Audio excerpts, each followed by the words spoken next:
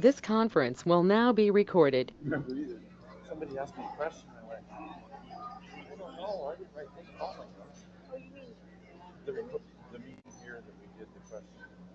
oh yeah, you mean yeah, it was Okay, so it would be. Oh, okay. Okay, no problem. Like, somebody asked me a question. I said, well, it should be recorded, Yeah. but I can't remember if we. yeah. Okay. You were missed on Friday. That's okay. Well, I heard that you had a meeting. That's all I knew. Exhausted. And no relief from the Liners Club when you go.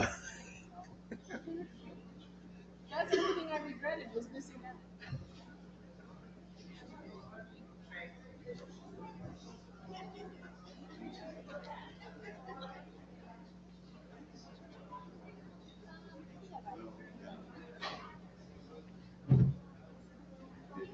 It depends on,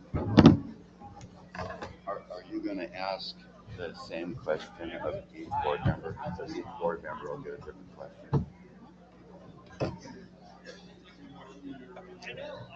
So each one of us will get different questions. Last time I did this, we all got the same question. Yeah. Yeah, each one. Good afternoon. So what's going to happen? The first question you will all get the same question. I'm going to have you introduce yourself.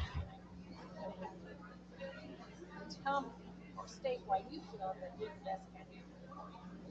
After that, I'll start asking different questions to each of you. We're all going to answer the same question. I have a whole questions. So you all get some of them may be similar to what I made in school, but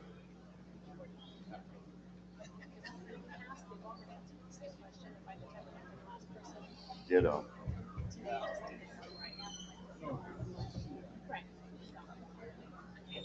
And you get about 2 minutes to answer. How much time? 2 minutes. About 2 seconds.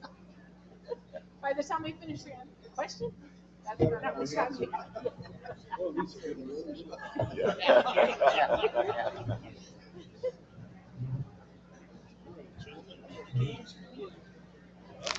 No, no, yeah, mine.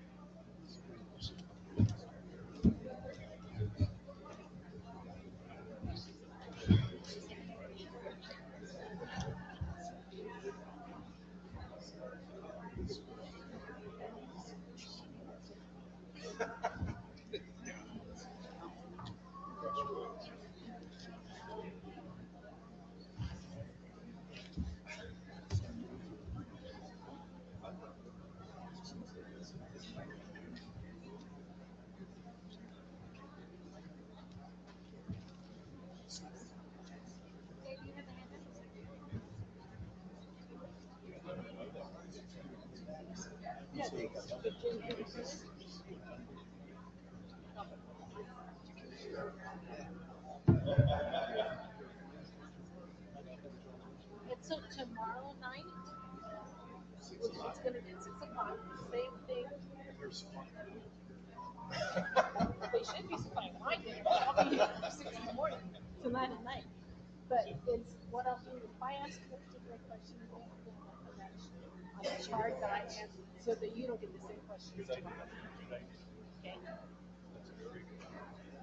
You're going to show them.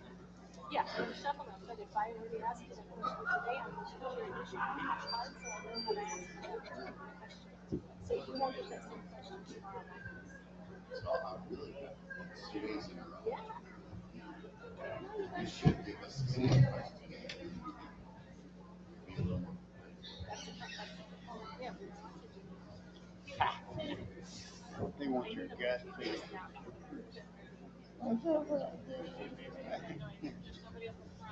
You'd be okay. Let's make you happy. Yes.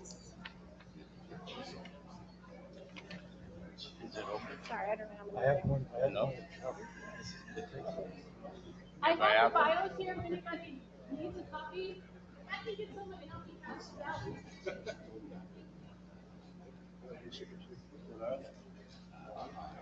Yeah.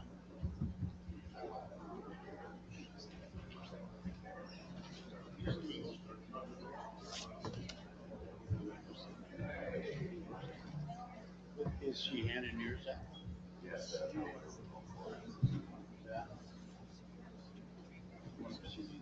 Okay, we're going to get started in just a few minutes. I'm just going to give you a couple of guidelines of how today is going to work. It will be addressed the same way tomorrow evening. So if you come tomorrow evening, it will be from 6 to 9. Hopefully, we'll get through it before the 3 hours. If not, we'll just go until 9 o'clock.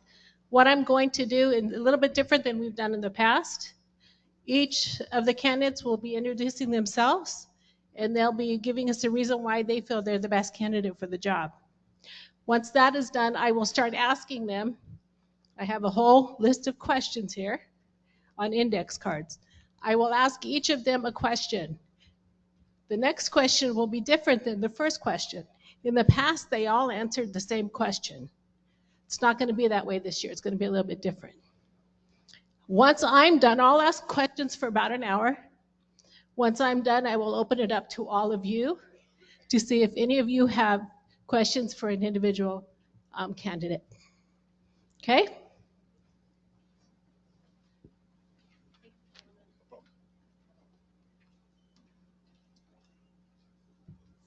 Okay, we're going to go ahead and get started. Again, each candidate will take a minute. I'll give them about 3 minutes. They're going to introduce themselves and state why they feel they're the best candidate for the board of directors. And we're going to start here at the beginning with Cliff. It's hot. It's hot. Okay. I am Cliff Giroux, Village 2189, Village 2159. And for the majority of my life, I've been a leader in most everything I've done. Been managers at furniture stores, in the warehouse, in different places there. In a gas station I manage at nighttime. Louder? Sorry, I got a soft voice. Oh, okay. I'll start over. I'm Cliff Giroux, Village 2189, 2159. I feel like I would be a good fit on the board because I've been a leader in the majority of things that I've done in my life.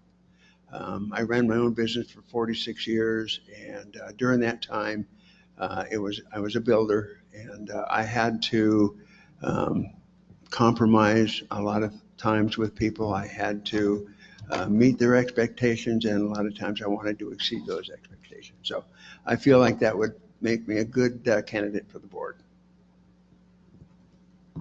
Thank you, Brad. I'm Brad Midkiff. I'm in lot 1201. We've been members here for 13 years. So I just feel that with my background, I still own a business. I'm still working part-time as a service business. And we do engineering and replacement for big facilities, process plants and everything. So I've got the skills to try to guide the way that our resort is going and bring some new ideas, refreshing ideas to the table. So I'm pretty plain Jane. There's not a lot to it, but I just really feel that I can help a lot. Thank you.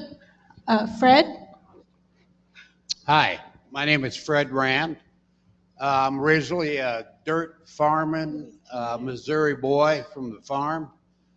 Got in the automobile business when I was 14 in a coeducational program. I live here full time now. Sold my home in Colorado, moved here. I have a couple units, 2211, 2149. We also have my in-laws live here, been here 17 years. My aunt and uncle, my wife's aunt and uncle live here also. Our cousins live here. We have several of our family members that come here. I think it's a great community, a great place to live. But in my background, I was in the automobile business for 50 years. Started out with a dealership of 2 with 300 and some employees. When I left, we had 3,500 employees, 26 dealerships. So I know what work is. My wife will tell you that. I was never home, but I was very blessed and very successful. And I understand that whatever you receive that is good and of quality of your life, I receive it also. We all do this together, and we all want a great quality of life. And I think I can do that. I'm very good with people. I'm not argumentative. My wife will tell you different. But I really care about people. People are important to me, and I'm a people person. So I feel that I can take your needs and wants and bring them forth to help you improve the quality of your life. Thank you, Greg. I'm Greg Sherman. I've lived at 1253. I moved in here 3 years ago, president of the Pet Club. So all the work that we've done at the Pet Club is, you know, me and the 100 members that we have put that thing together up there. I ran a business for 40 years. Employees, worked with architects, contractors, subcontractors, employees, and I think that I can run the property the way we need to have it run. And I love living here. This is our last home, so we're gonna live here forever. So, thanks. Thank you, gentlemen. Okay, we're going to go ahead and start our round of questions. Our first question is for you, Cliff. And the question is, what do you see as the most pressing need of the resort, and how would you propose the board address it? Well, I believe the most pressing deal that I hear from people. Hold your mic closer, please. Okay, we need to have, we need to be listening to everybody, all the owners, not just on the board. You know, the board is like a jury, and juries have to come together to get the right verdict. We need to work together that way, and we need to help everybody understand with that and see their needs met. With everything, there's got to be compromise. None of us ever get everything we want. That goes on both sides. But I think we need a board that really does just that. We talk to everybody and find out what their wants are and their needs. Thank you. Brad, next question is for you. If you want to turn the mic. What's the first thing you hope to accomplish if elected to the board? Well, the most important first thing that I can think of is to get some unity in this facility, because we're all separated. I'm not sure how that happened, but I want to bring that back to where we're all on the same page. The decisions that are made are your decisions, and they should be your decisions. You live here too, so do we. So all we are is just a media to make it go through all the way, and to listen and hear what your requests are, and be available to when you have questions. My philosophy is going to be, if you have a question, come see me. You can come to my house. I don't care. And we will work it out, and we will talk about it. And if I don't know the answer, I'll find out. Thank you. Fred, what are your ideas for reestablishing trust between residents and the board of directors? I think the biggest thing for trust is have all of you involved with what we're doing. Now, I know the board members are all voluntary. They put in a lot of time, and I thank them for that. They don't get paid. They get a lot of criticism. But I think a lot of that criticism will go away if we bring us all together in sharing either a monthly newsletter or coming in groups and have meetings and finding out what is most important. We can't fix everything, and some things aren't worth spending your time on. We need to get to the most important things that you want done, and we need to work together as a team, not just the board, not just the little committees. We need to get together and work as a team to improve our quality of life. Thank you.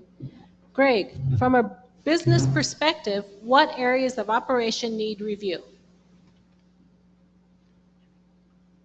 The areas I think that need review the most would be some of the committees. The committees, you know, they're all volunteers also, but there seems to be a distance between the committees and the board. Some of the committees, for instance, BGM, we've had a lot of failures with contractors and getting the jobs done. Finance, we have some issues with the finance committee. And so I think that working with the committees, trying to get the committees on the same page as the board and the management. Thank you. Cliff, what motivated you to want to join the board? It's twofold here. Was there a specific issue or something you would like to see changed? Well, this is the first time since September that we've really stayed here. And I can only speak for where we're at. There's a lot of talk about things that aren't being done, and different things on the board.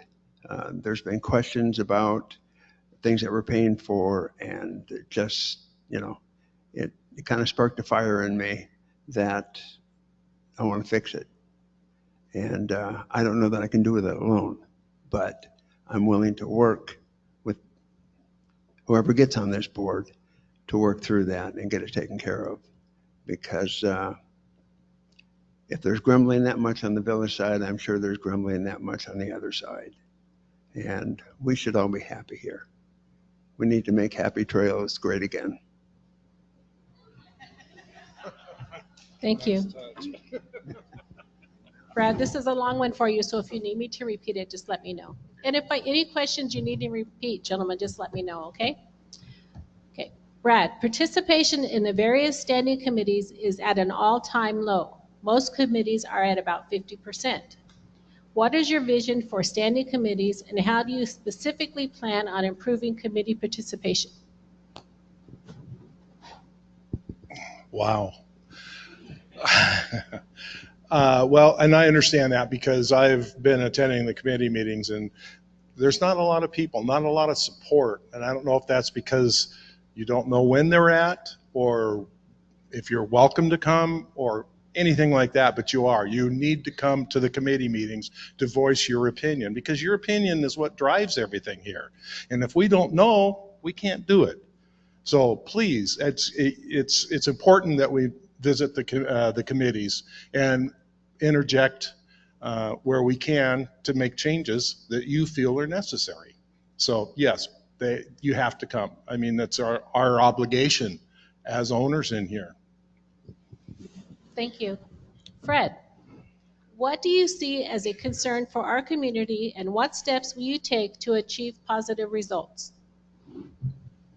Well, I think it's the same thing that Brad kind of talked about. It's what are you willing to give to improve your community? What am I willing to give if I'm on the board? I'm willing to give 100%. So we need 100% or 80 or whatever from you as residents and as members to improve our quality of life. We can sit here and go through all this, be elected, and get back on the board. But if we don't change the procedure, we've got an issue. And how we change that is together. All of us together. Thank you. Greg, I have a short one for you. What is the function of committees? The function of the committees should be overviewing bids, overviewing finance, taking a look at things, helping the board make decisions.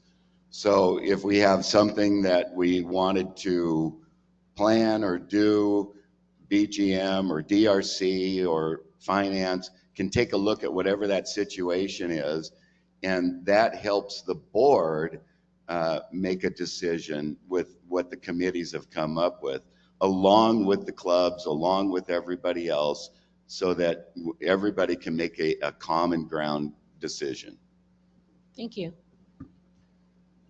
Cliff, explain the relationship between management and the board, and how do the HT employees fit into this relationship? Good question. I'm not sure how the employees fit in with the management, but I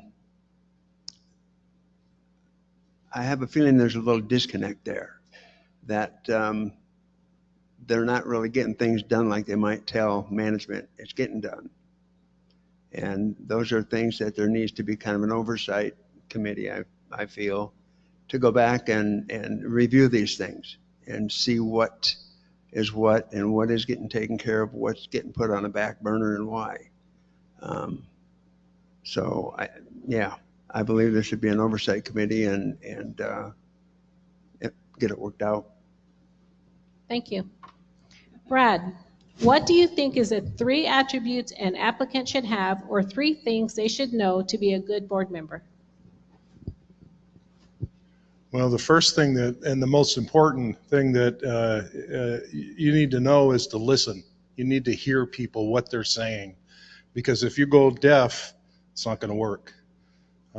Second thing is that participation of our family, and I consider Happy Trails a family. We're here all the time, and I don't mean just snowbirds and full timers. I mean we're all together. We're all one thing, and we all have a decision to make, and it's up to you to point us in that right decision. I can't come up with the third one, I'm sorry. It's okay, thank you. Fred, what is the greatest strength you bring to the board? Probably one of the greatest strengths I got is, I told you, I had a lot of employees I managed, but I also had a lot of customers. We sell 60,000 vehicles a year. You meet a lot of people. We had a 98% customer satisfaction. And that's pretty high. You guys can do the research. That's very high for that many consumers that does business. But that was our priority. You know, it's like anything in life. There's an old saying that was around long before me. You can talk the talk, but you walk in the walk. And that's one of the biggest things. You know, I think one thing I would do right off is have a small survey made up by Darlene and her people. Put your name on there, your lot number, and the 10 of the most important things in order that you'd like changed around here. And we all come together in our committee meetings and we focus on what's more important to you. Not an individual thing that maybe you don't like it because there's a dirt hole over here that shouldn't be. It should have grass or a tree. Let's work on the important things to improve the quality of our life. Thank you, Fred. Yep. Greg, what do you feel are the differences in the responsibilities and roles for the management versus the board? The management should run the property. We hire them and they run the employees, they run the property. They should be the ones calling in contractors, bringing them in so that we can get bids. Then we can have committees look at those bids. And the board is going to make decisions on what kind of finances we have. Are we going to be able to do this? Is there a different way that we can do it? And ask committee different questions. So between the property management company, we pay them to run the property. That way we have them here every single day, and the board will just simply make the decisions on which way we're going to go and how we're going to spend our money. Thank you, Greg. Cliff, what changes would you like to see in the next 3 years for the resort?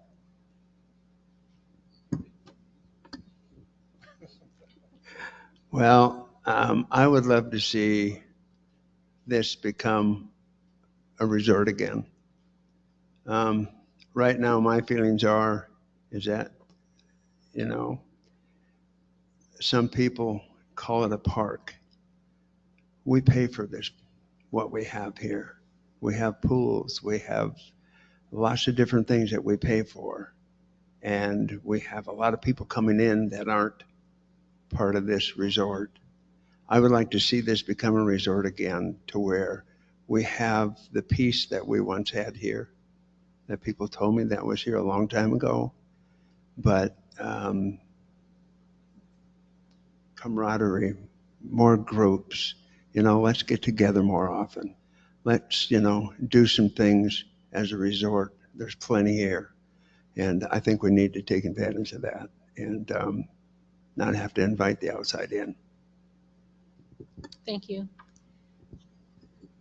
Brad, how would you maintain / upgrade Happy Trails facilities without raising dues?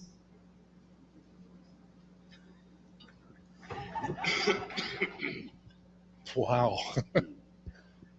I didn't write these questions. Can you repeat that, please? Because, yeah. How would you maintain / upgrade Happy Trails facilities without raising dues? Well, it actually comes down to only one thing, is more participation of us. I mean, everybody knows that finances are going up.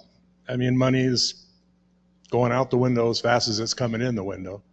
But so in order to save that money, we need to do or volunteer to do more of the work that we can do, not something you can't, but something that you can do and provide the resort with your knowledge and expertise on it.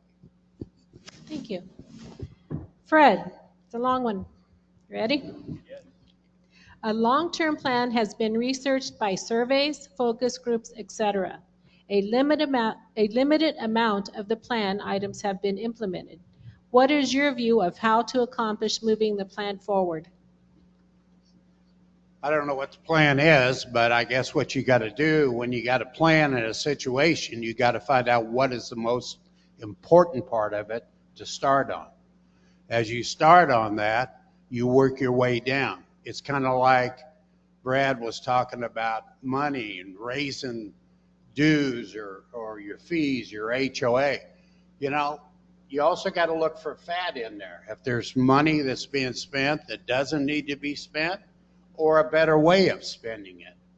So, I think the real thing for us is, as a community, that we support one another and we help one another and we improve our life. Our quality of life is important. Hold your mic up. Hold your mic up. Oh, okay, sorry.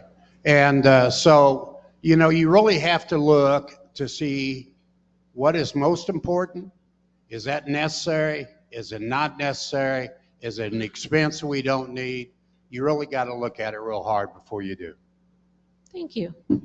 Greg, name one of the Happy Trails governing documents and what the purpose of that document is. Where is it in the hierarchy of governing documents? Yes, I will. Name one of the Happy Trails governing documents and what the purpose of that document is. Where is it in the hierarchy of governing documents? Well, a governing document would be the CC&Rs, what we're trying to change right now. That document is our constitution, what we can do, what we can't do, what we can do with our lots, what we can't do with our lots. So it's a pretty important document. I'm not fond of the idea of doing a lot of changes to that document. It's been pretty good for 40 years now, it seems. But the CC&Rs is the governing document for the property. Thank you. Cliff, do you support Happy Trails investing in an electronic key card system for residents to use for access to the pool, buildings, bathrooms, laundry clubs, etc.? No. I'll tell you what, I think that the key cards, they're great for an office building. For here, there's so many chances that they could be lost. Somebody pick it up that shouldn't have one. There's an expense to that's pretty high. My feelings are that there's a nice lock on the billiards room. Be a whole lot cheaper, I think, to get something like that instead of doing key cards and adding a big expense to thing and then have to continue to replace key cards. Thank you. Brad, what would you like to see the board accomplish during your first year on the board? Well, the first thing that I'd like to see is some unity with all of us. Like I said earlier, we're splitting up. We're split up, and we need to come back together and do this together, not just 2 or 3 or 7 people. It has to be everybody in order to make this work. And like I said, I've been here for 13 years, and I've seen the changes. It didn't used to be like this. It used to be, unity. And so we need to get back to that spot and include everybody in all the decision process, letting them know what's going on and getting their opinions and hearing what they say, not just letting you say it, but hear you. Thank you. Fred, name one thing that you would change about Happy Trails. Why do you want to change it? And how would you go about changing it? I think the biggest thing is disclosure to all the people that live here. What is going on, what we're working on, where the money's going, how much money we have, a financial. I don't know what all is available to the people, but what I hear is a lot of people say, well, we're doing this and that. We didn't know they were doing that. So I don't know if they're not focused or we're not giving them the information. But I think we have to look at that and make sure everybody is receiving the information on changes and what's going on and fees and all that. Thank you. Greg, how do you see your role of a board member compared to our managers? Or should say compared to management. How do I see my role? How do you see your role as a board member compared to management?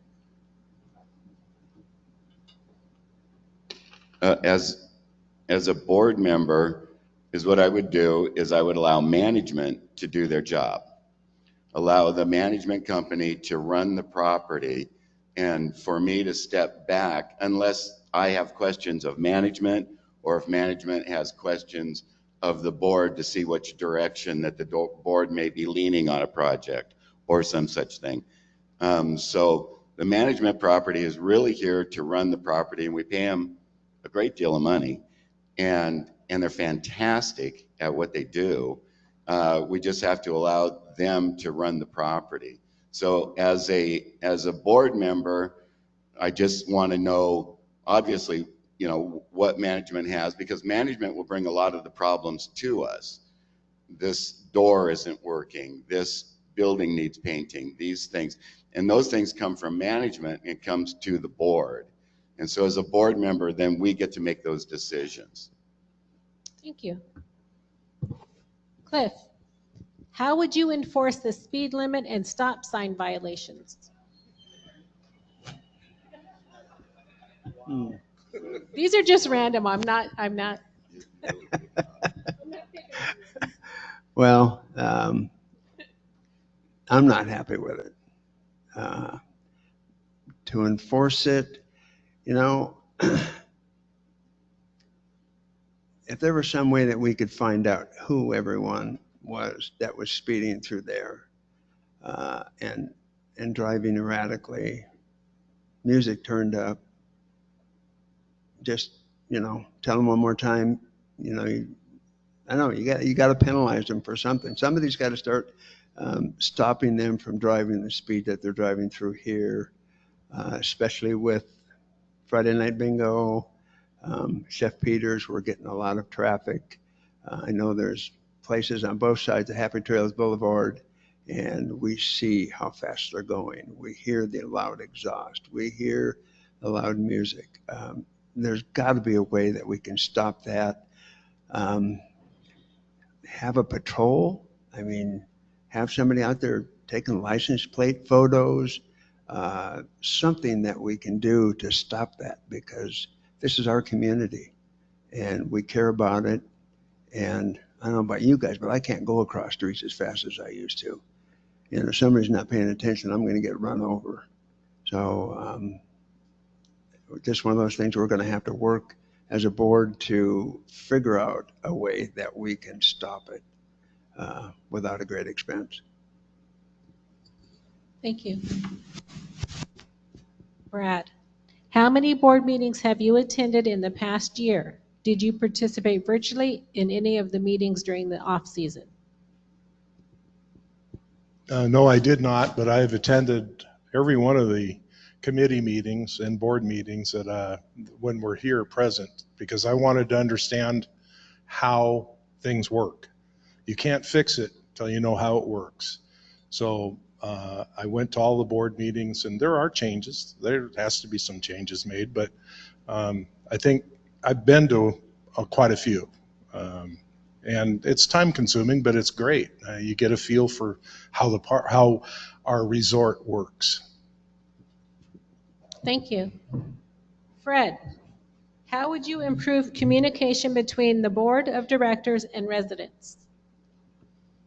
Well, I think that's where the board of directors has to some way establish a relationship with them, whether it be in emails or letters going out, letting them know more of what we're doing. And I know it sounds easy me saying that because I'm not on the board. I don't know what all is involved, but there has to be communication. And we got to find a better way of doing that. So I would say we need to either hire an additional person, unless Darlene wants to do it all, that we send out letters, or we're working on this, we're working on that, and let you be aware of what's happening and what's going on and where your money's going, where we're spending it, because the money belongs to Happy Trails. So we need to know what's going on there. Thank you, Fred.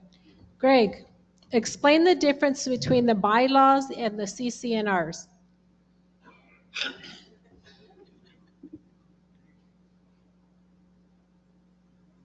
The CCNRs is is like I said, it's the Constitution. It tells us what we can and can't do with our properties, and the bylaws are what we can or can't do as a person. I think that's how it works. And so the bylaws would be local laws, don't run the stop signs kind of thing. And the CCNRs would be the document running the property. Thank you. Okay, Cliff, I have an easy one for you this time. What are your ideas for encouraging involvement of residents in the community?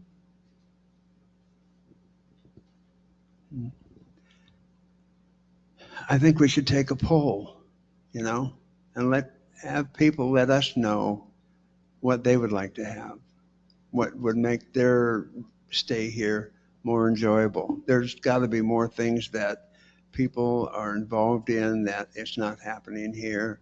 And we've got a great facility here. We should be able to provide that for every one of us. There can't be that many different things, but I know there's probably some guys that'd love to have a poker night. Different things like that just to get involved in would be ideal. But we need suggestions for that. Thank you. Brad, what clubs are you a member of, and are you active in their meetings and activities? Ouch. I'm not active in any of the clubs. My wife is, ceramics. So there's nothing I can say about it. I'm not active in the clubs. I busy myself with other things. Not saying the clubs are not necessary. They're very necessary. People enjoy them. And I think that they need to be supported by the board to flourish and grow. Thank you. Fred, While our name is Happy Trails Resort, many residents call it a park. What are your thoughts on this? You know, that conversation came up with me this past week, and a lot of people said it's a resort. It sounds a little more classier, but when you call it a park, is this where we can take our RV and park it and stay? Or is this where we can go get a picnic table and have picnics? That's what some people thought when it said park. It's open to the community. And, you know, I think the word resort is classier, more upscale. I'm not in on the park, but I know there's some of you that are, but we all don't agree on everything we do. Thank you, Fred. Greg, if you could make one change at Happy Trails, what would it be?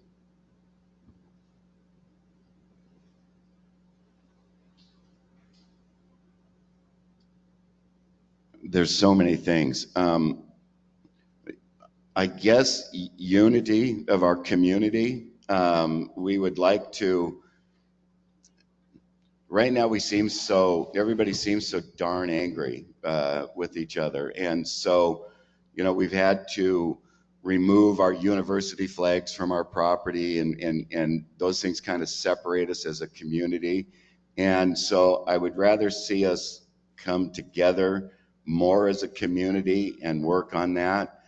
As far as infrastructure goes, I see that we're spending money in some areas that might not be necessary. When I see termite damage and other damage to buildings, I guess I would rather see our money go to preserving the buildings also first thing, you know, so, and maybe bigger stop sign words on the street. They seem to be pretty small.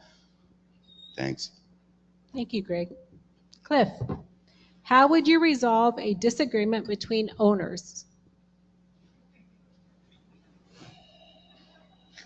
Call the law. No, you know, again, we're never going to be exactly together on anything. Everybody's going to have a difference on something, but we all need to live together here. We need to have some semblance of unity, you know. Be patient with one another.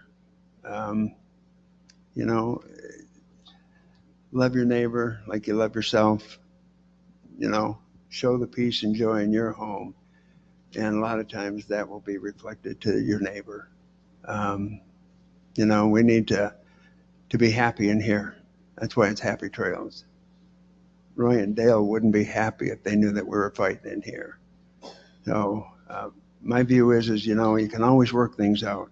Sometimes we have to humble ourselves to do that. Thank you. Brad, tell us how you would improve communication between management, the board, and residents. Communication has been very poor with the recent computer issues.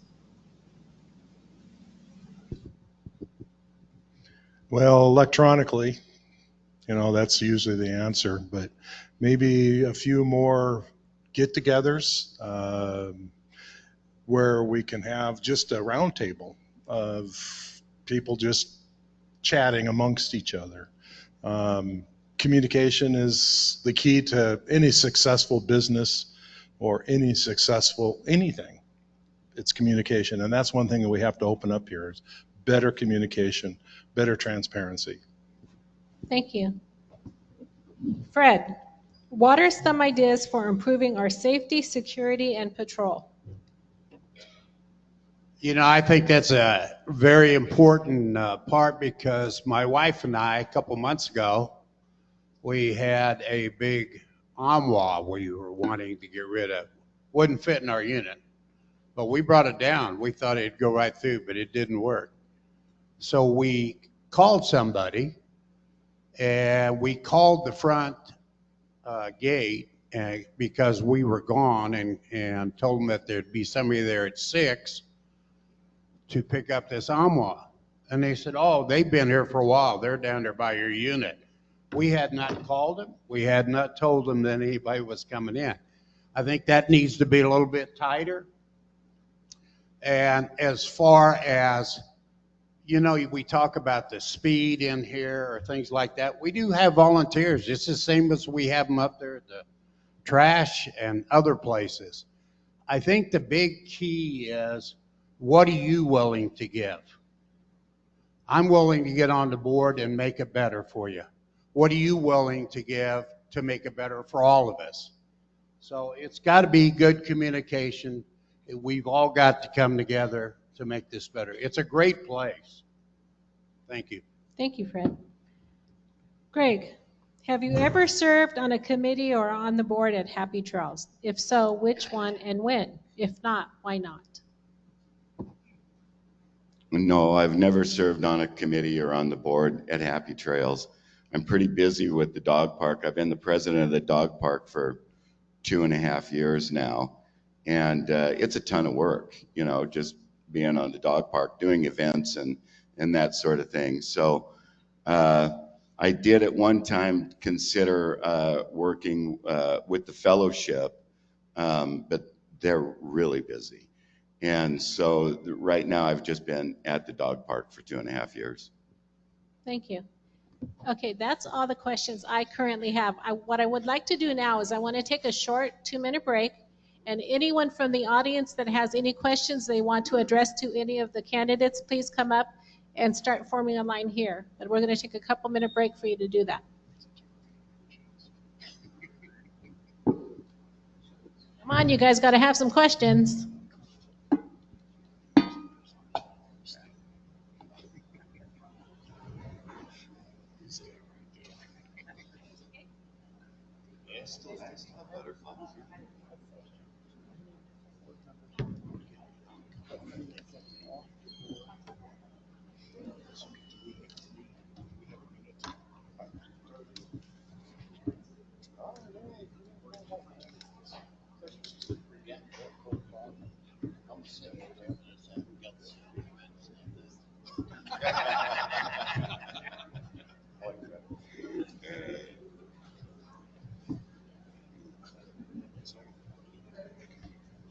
So as you come up, and if you have a question, again, for an individual candidate, you may do so. If your question you want to answer to all of them, that's also your choice.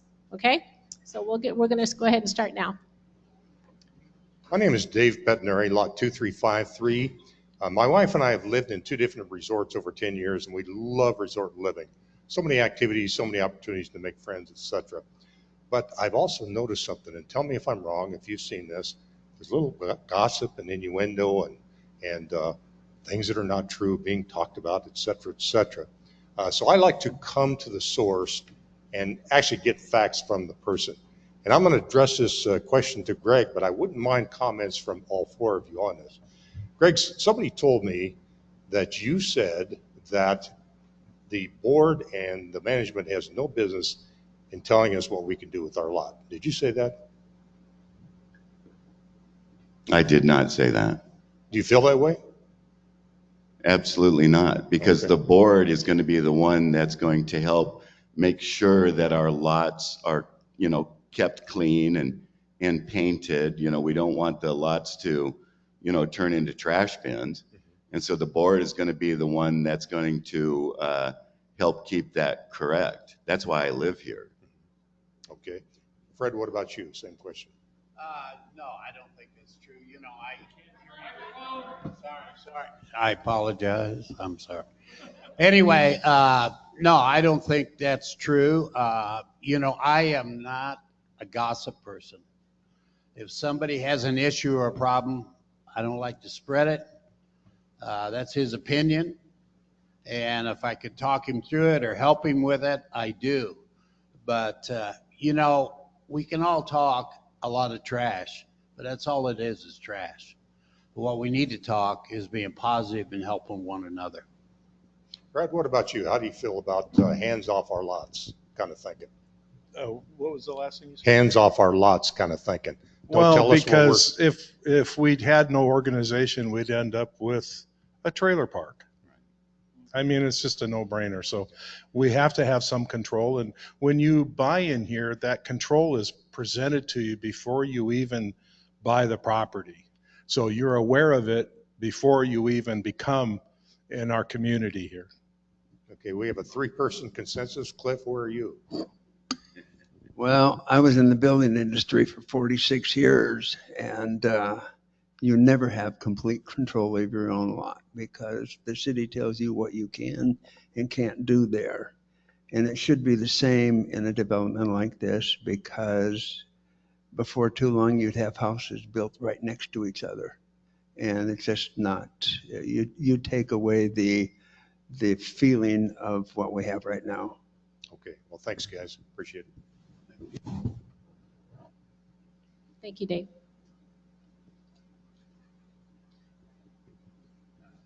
Chuck Garvey, lot 354. I would like to know how each one of you are going to handle, how each one of you guys are going to handle a hostile person, either standing here or being hostile to an employee or another board member.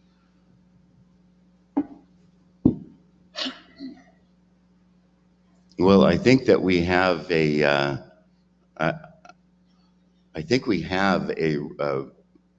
situation where you're not supposed to be hostile. If you're hostile with a neighbor or I don't quite understand the question. If we're hostile, if a person is hostile with the board member? Well, we've had several meetings where somebody's come up and either been hostile or has treated the board with disrespect.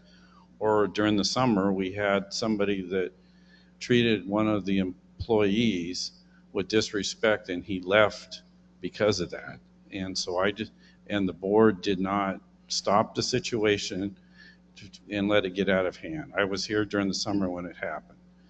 I just want to know, how are you guys going to handle those hostilities when somebody comes up on the mic and handle that hostility or stop the situation? I think Amy also left before the summer because people were being mean to her. And yeah, I think that the board needs to step in a little sooner on those situations. Amy was out writing tickets, just doing her job, and people were calling her Nazi and a few other things. And I guess there was a situation with Mike where someone was out of control. And yeah, I think that the board needs to be a little more aggressive about getting between that situation immediately rather than having it blow up. That tends to be the same people kind of over and over again, and you can kind of see them getting madder and madder. So I think that the board would need to step in just a little bit sooner.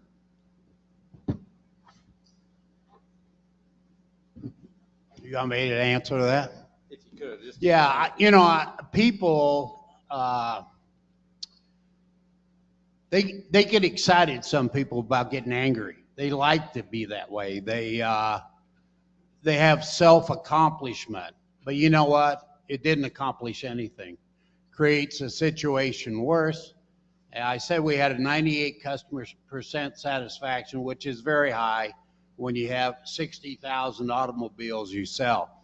But we had rules, we had regulations, and whenever we had situations like that, we went right to it, we handled it, and we weren't mean, we didn't get angry, we just tried to reason what it looks like when you're an individual that's hollering or screaming at somebody else.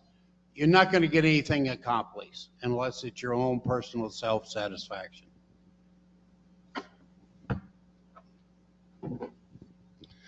Well, there's a time and a place for a lot of it, and you have to assess the urgency of it. We're not psychologists or psychiatrists.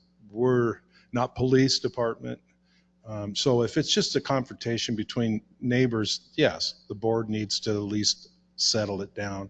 But if it gets too out of hand, we're not that type of people. That's not what we do. So at that time, if it's bad enough, the police need to be called to come in. They're trained in that to try to diffuse the situation. That's exactly the way I feel about it. You know, if you can calmly go into a place and talk with one another, with other people there, great. Try to work it out peaceably. And if that can't happen and the fussing keeps on, then we need to have security here. And even if it's a guard or two from the gate that just is standing by, and people need to respect the security here.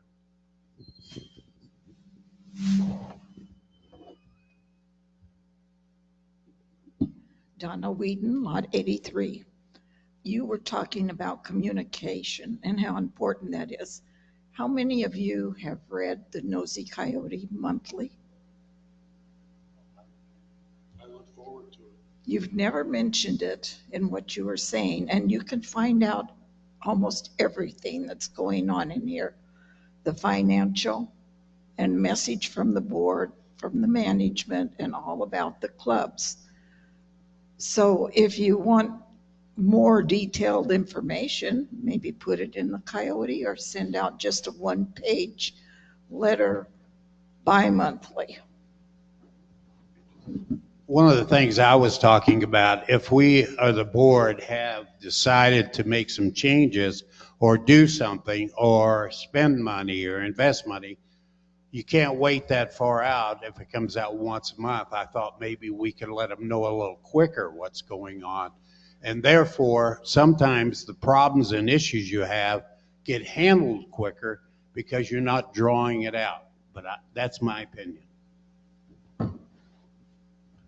I think that the board can also be more visible on the property. Sometimes I'm with people and I'll say, that's a board member. And they'll say, oh, really? As if they don't know who they are. If a board member is involved with activities or clubs, or they're out on the property where you're actually speaking to people and people are speaking to you. I used to talk to Ron Woodward constantly. He was everywhere on the property and he was very visible. And I think that would be a good move, that board members, there's no reason that you can't go sit with pickleball, or if you have a couple of hours of your time, or go down to the tennis court. You know, I've heard to stay away from the shuffleboard, that those ladies are pretty tough down there. But you know, I use the pool, I use the dog park, I play pickleball, and so I'm visible on the property, and I kind of meet a great deal of people at the same time when I'm out doing that.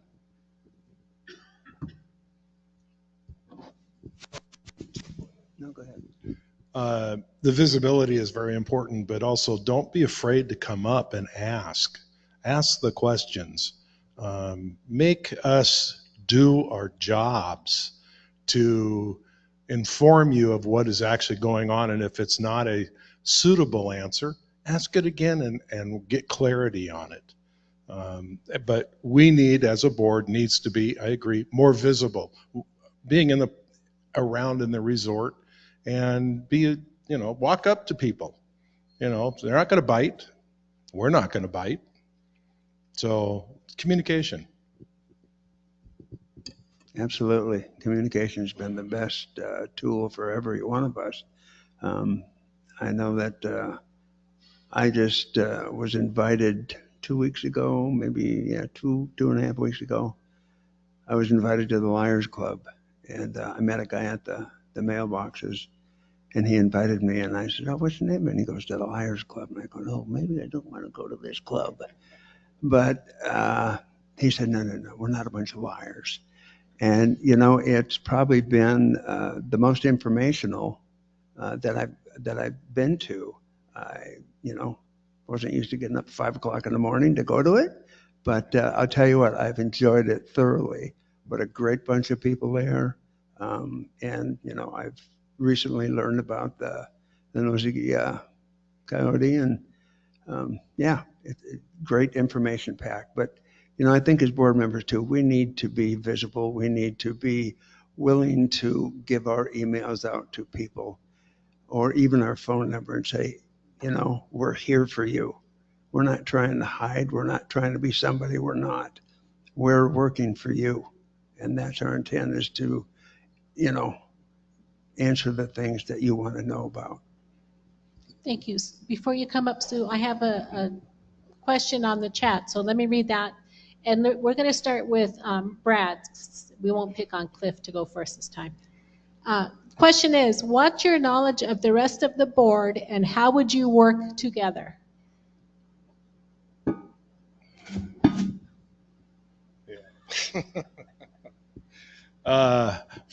Personally, I would, you know, it's kind of like when you buy a business, you don't go in and make a whole bunch of changes until you start understanding how it works.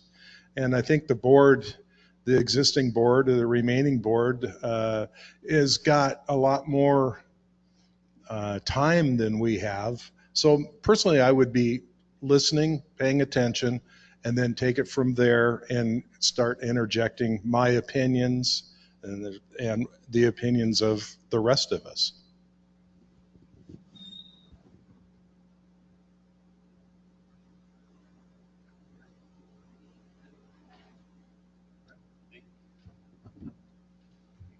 You know, it's hard to say much about the board members. I know very little about them, and I'm not an opinionated guy.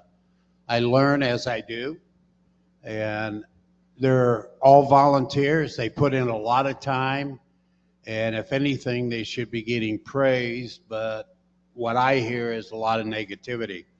But is it negativity because they're not being helped? We're not doing our job as community owners, or what? But what I've seen, they have a lot on their plate to manage and take care of. Yeah, working with the new board, I would have to go in and ask several questions, you know, because the existing board is going to know what they've got cooking in the stew right now, like the red chair showing up out in the courtyard. You know, I'm not going to know anything about that and what they have long-term kind of planned. And so I would have to come in, just ask a lot of questions about where we're at, you know, where we're going, and then try to help participate in that. I have been on boards at churches and different things, and not everybody gets along. But you know, I have learned over the years that you respect one another, you'll get along just fine. You don't have to agree all the time. You can agree to disagree, but you don't have to get huffy about it. You don't have to break down communication. We just need to get together and, you know, work it out. That's the best way to do it. You leave with conflict, it just keeps stewing, and that gets you nowhere.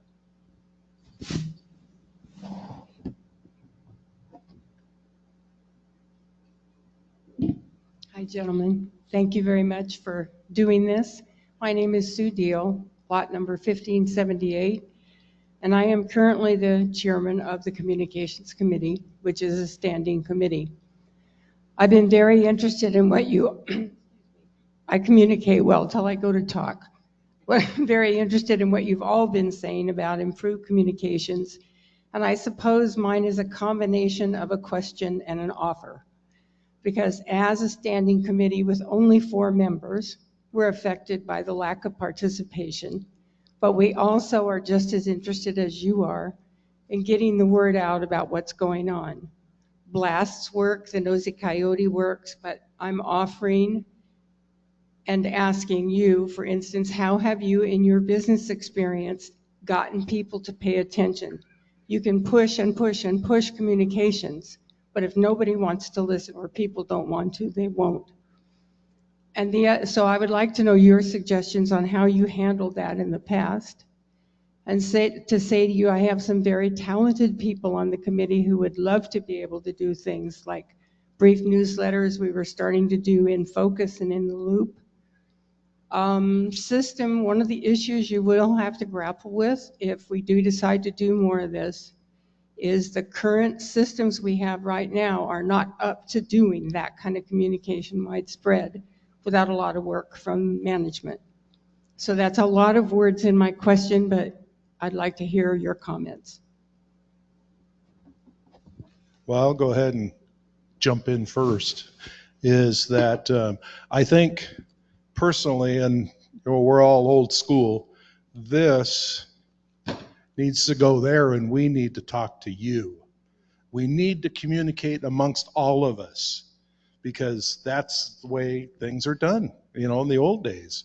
That's our communication. We didn't have these little square things to be able to get texts and all that other stuff. It's great. I look forward to the Nosy Coyote. I look forward to the blast, all of that. But I think the end is we need more communication amongst all of us.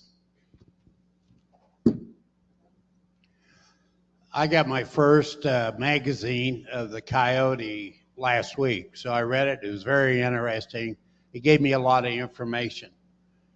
But one thing we did as we grew in our company, we hired young girls, and all they did was help us with communication to employees. And I think we could put it in the budget, whether it's $500 or $1,000, somebody, every time something is changed or something needs to be voted on, they can take care of that, sending it out. And, we would put on the top of it, it was embossed, your opinion matters, you help us change us, you set us on our direction. So we need to do that.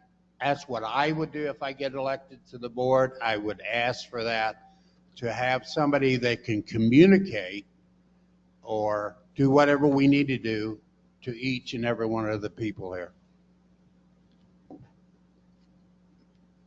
It's tough to get people to volunteer. When I go to the pickleball meetings, they can't get a president or a vice president or someone to run for that job. Being the president of the pet club, I have to be aggressive about inviting people to help. This property is incredibly generous. Everybody will give you money, but everybody wants to play. And so the one suggestion is you need to be aggressive about talking to people. I need someone, would you be interested? And you kind of have to, for every 10 people you talk to, you might get one.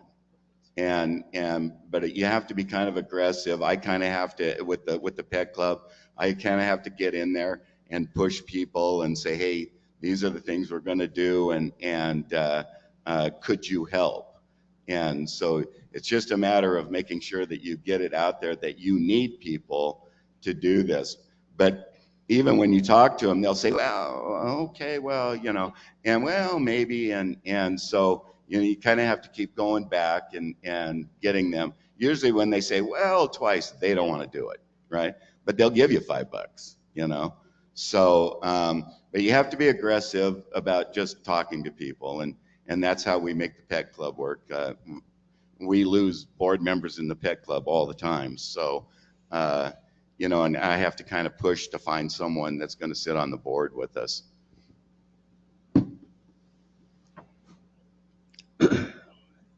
In the construction industry, I hired many framers, and you can find those that don't want to get down and build a wall. They don't want to pack lumber.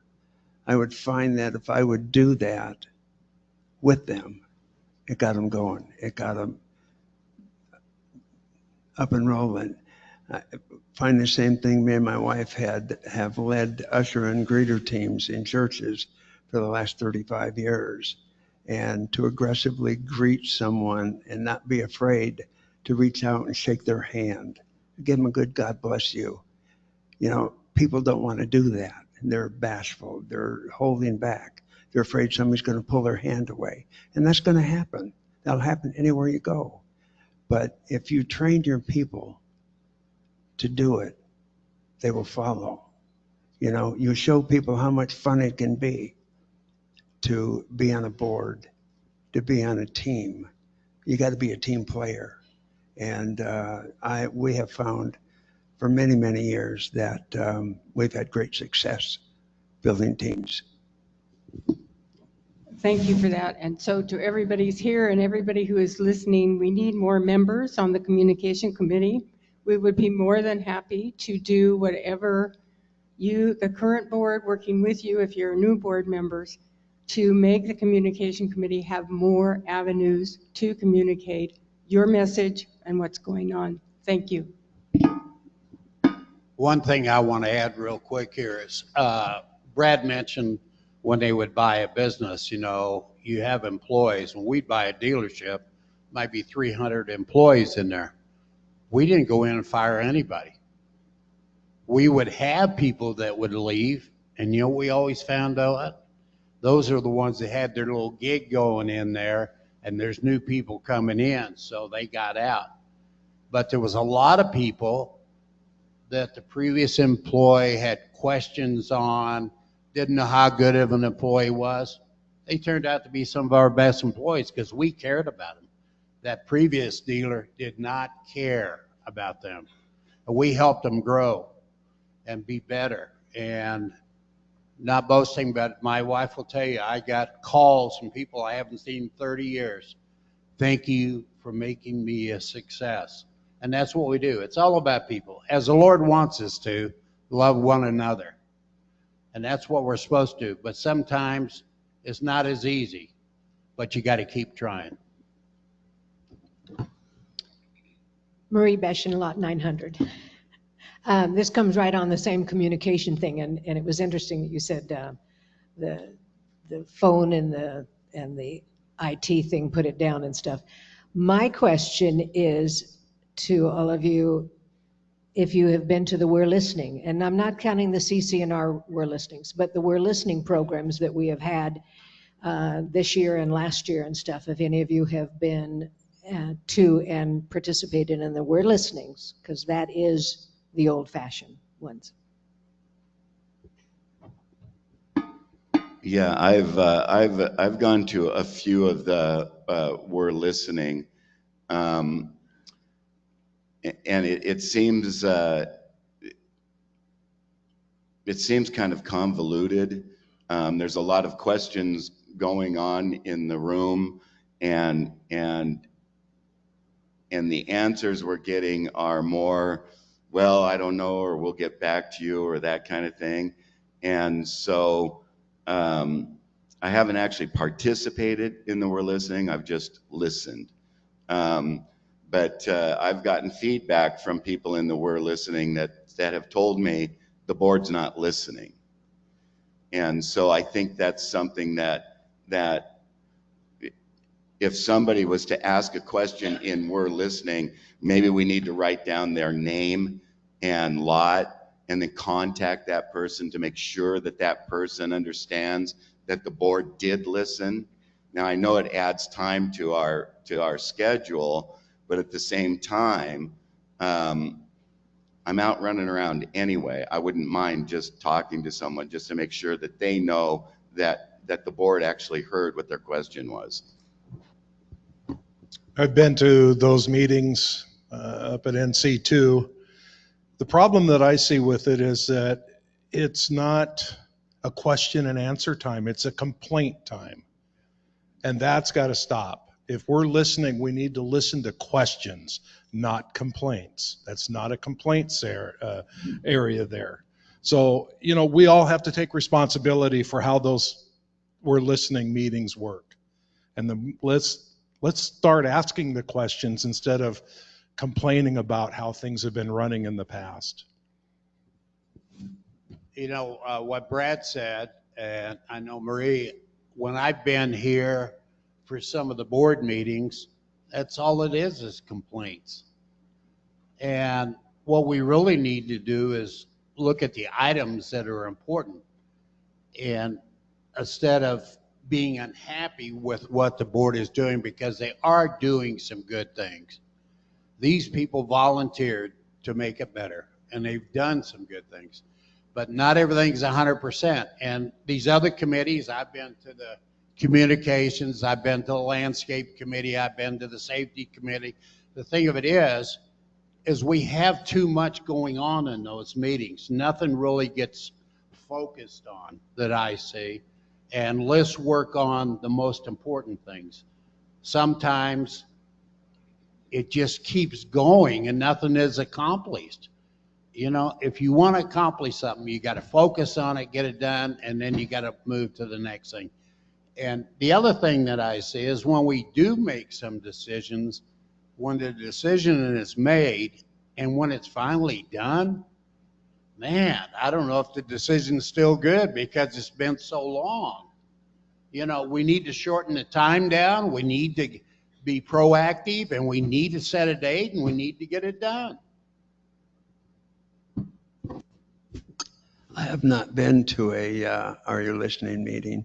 I have been to board meetings, and yeah, there are complaints, which, you know, questions should be more in line instead of a complaint. But questions need to be answered too, and not demanded that answers come right away. But I think the best we can do is listen to those complaints and turn it into a question and then respond to it the best we can, whether it be at the present time or a day or two later. But don't let it sit there and fester, because then the complaint gets worse.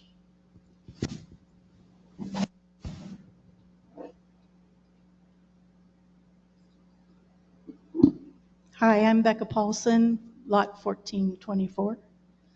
And as I am the current treasurer, I do have a question concerning our funding. And I'd like each of you to address where our funds, what are the different funds that we use, where does our money sit, and what is the purpose of each of them? There are 4 main ones. Intent. Boy, that's tough since I'm not in the board. The funds would be, I would guess, is a general fund that the property works off of, pays employees. We would have a savings fund. What is that called? Can't think of the name of it right now. But where the fund that we save money in for future problems. I can't remember what the name of it is right now. Reserve. The reserves. And then we would have funds for property improvement. And I think that fund comes from the money that we all spend, the $2,500 when we move in. And that money is supposed to be used for improving the property only.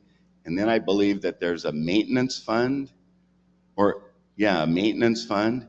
So since I'm not in the board, I'm not familiar with all the funding, but that's kind of my guess. That was actually pretty close. Yeah. Anybody else? Has anybody looked at the financial statements? They're in the Nosy Coyote.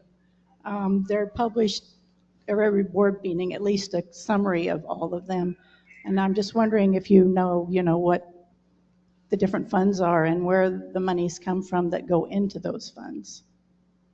I seen the statement that was in the Coyote. That's the only thing I've seen. But I can tell you, I don't know where you put your money, but some of these committees I've been in, what they put in some of the funds or the accounts, I don't quite understand why they're in there or why they separate them.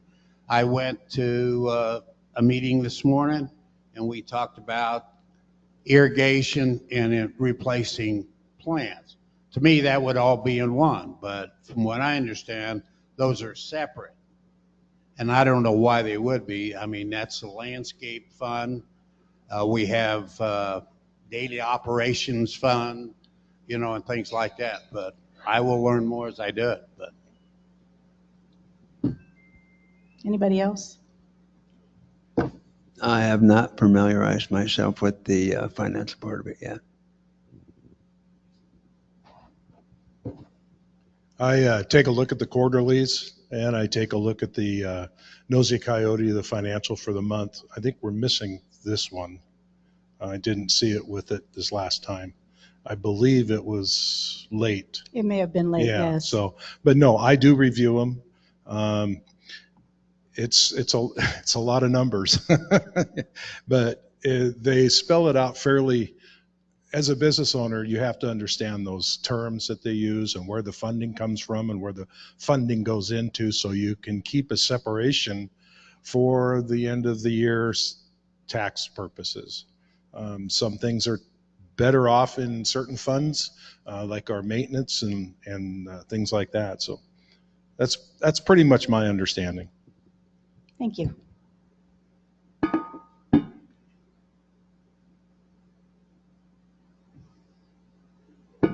Michelle Stolz, lot 444. I have a couple of follow-up questions to comments that were made. One of you made a comment that you hadn't seen the long-range plan, so I'd like to know, out of all of you, each of you to answer, if you have reviewed the long-range plan, and if you had any involvement in the preparation of the long-range plan. Yeah, I took the long-range plan. It was, I think, 6,000 questions. It was brutal. The long-range plan, and I can't tell you specifics right now because I haven't read it in over a year or so, because I think we put it out 2 years ago. And the long-range plan, it was interesting that things that people wanted to have done long range with the property, the ideas that were put out for it, it really came close. It was 50-50 kind of, half the people wanted it, half the people didn't want it. It was all very close, 45-55%. And but there is a long range plan out, and but I can't tell you. It's been 2 years since I've read it, or a year since I've read it. I never knew there was one until you just mentioned it. Nobody's ever said a word, so. Well, I've been here 20 years, so I've seen a lot of it. I'm just as guilty. I have not seen the long-range plans.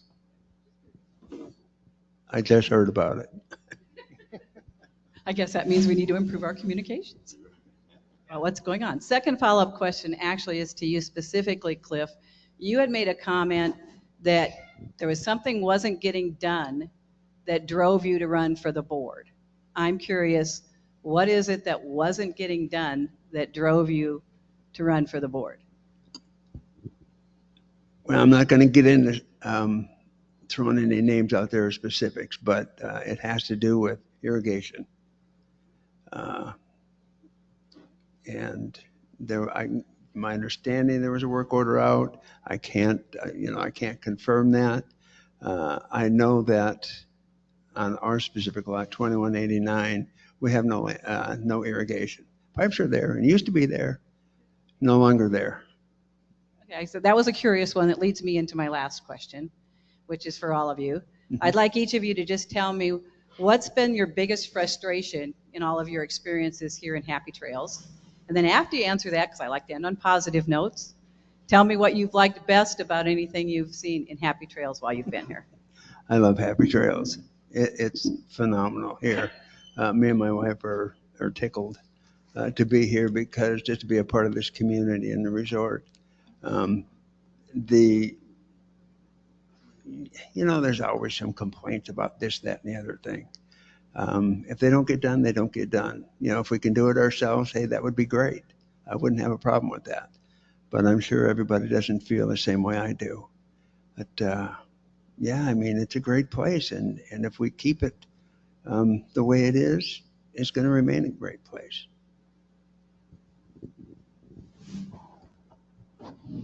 I think what's the great part about Happy Trails, and it's kind of dying off a little bit, is this and this. Smiles and waves. You would be surprised how much that changes a person's attitude. When you wave, when you go by them or walk by them or take 2 minutes and just talk to them, makes a big difference in here. And that's what I miss, because a long time ago, that's what we used to do. We still do it to a percentage, but there's still people that you wave to and they look mad. And so maybe it'll catch on, but that's what I love about the park. Whoops, the resort. I have not met anybody yet in the park, and there's several of you that know me, that I try to be super outgoing, helpful, giving. I don't have any problems with anybody I've met, and I've met a lot of people. Probably my biggest thing I don't like, I own a couple units, my wife and I, and they've cut down 6 trees. They've taken out 5 bushes, and it's over 3 years and nothing's been replaced or made current. That aggravates me. When I bought those, they were in there, and I have put work orders in.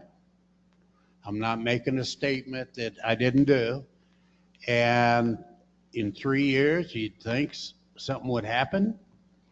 Nothing has happened, and I've been told those just go in a trash can or a barrel or something, which I don't know. I'm not accusing anybody.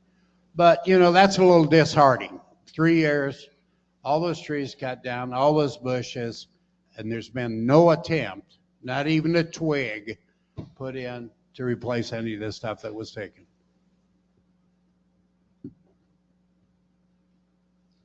My biggest frustration just happened. I didn't get funding for the pet club. What a bummer. I have 100 people in the pet club, and there was a couple of things that we wanted and we didn't get funding for it. And that's very frustrating. The people at the pet club work really hard. We've spent thousands of dollars of our own money to improve the park with murals and trees, dog wash, mister fans for the summertime. All of that money was provided by the pet club. And when we asked for money from the association, we were denied.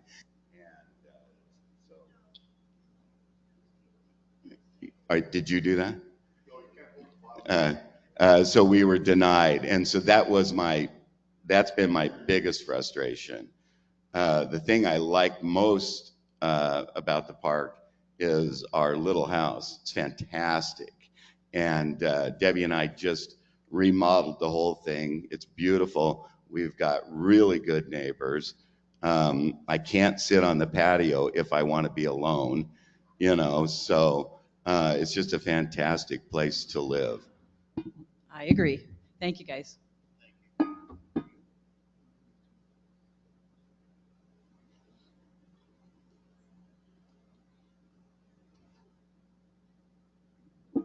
Yes, Terry Bader, lot 953. During the negotiations a few years ago with the Chuck Wagon, I attended many meetings and were just blatantly told that we could not see the contract. And there were other times at the end of many meetings where a person had answered a question, or excuse me, asked a question, and the board did not address that question, and the meeting was shut down. Could you please tell me how you would address those things, and would you make things such as contracts available to the homeowners to look at them before the board actually entered into them and signed them? You know, I understand your frustration there, and the thing of it is, that is the problem right off, what you just said. The restaurant was taken care of, things were bought for it, furniture and reconditioning, and none of us were disclosed.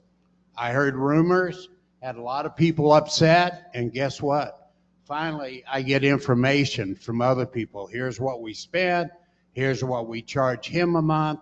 It's not my job to change that. I'm not on the board, but disclosure to you people of what's going on is not right. I wonder if each of you could answer that question, please. I think that if the property belongs to all of us, and I think all of us should be able to keep up with exactly what's going on. I think that there's only one thing that shouldn't be spoke about, and that would be like a HIPAA type thing where a person gets a fine or those type of things that would be private for the board. But I think if anybody has any question about anything that's going on the property that isn't about someone else and is about our property, that they should be let know. I don't see why we should hide anything from anybody. It's just transparency, and it's our money. It's our land. And so I think it would be important for all of us to know what's going on. I agree with that 100%. You know, and I was not here at the time that Chef Peter went in there, but me and my wife have been talking about this because we're dealing with all the extra traffic going up and down Happy Trails Boulevard. And I told her this morning, I said, you know, I says, we pay for everything that's going on. You know, we all pay for what's going on. They're coming up. I mean, they stop at the gate and say, I'm going to Chef Peter's, and they're through. Same thing with bingo. I'm going to bingo. They're going through. Nobody's paying for what we're paying for. We're paying for the facility, the upkeep, the parking, the stripes in the parking lot, and so many other things, not just for bingo, but Chef Peter's. I don't know if pickleball has people coming in to play there or not, but if people are going to come up to Chef Peter's, my feelings are, and I told my wife this morning, I think they should be charged $5 for parking. And if Chef Peter's wants them, validate their parking and he can pay the $5. But we're paying for everything, and I think they're getting away without, you know, being responsible for it. That's my feelings.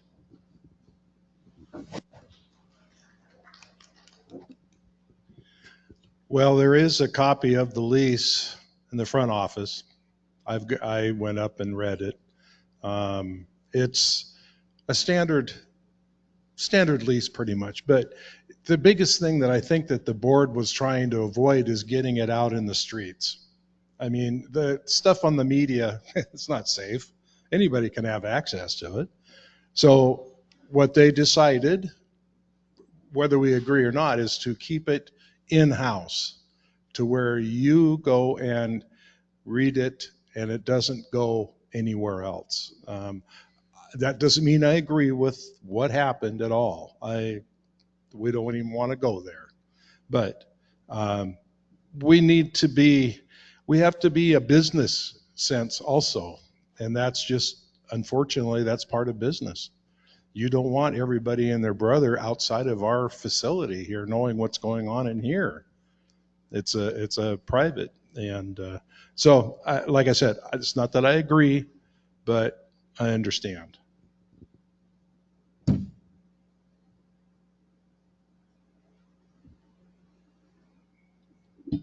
Bill Powell, Chairman of the Finance Committee. I want to springboard off something that Becca said.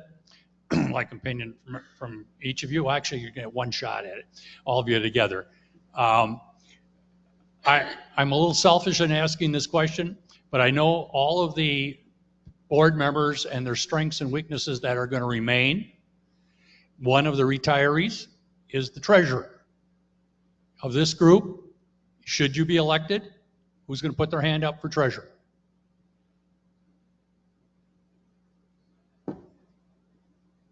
Well, I'll put my hand up for anything that the board members wish me to, because everything's a learning curve.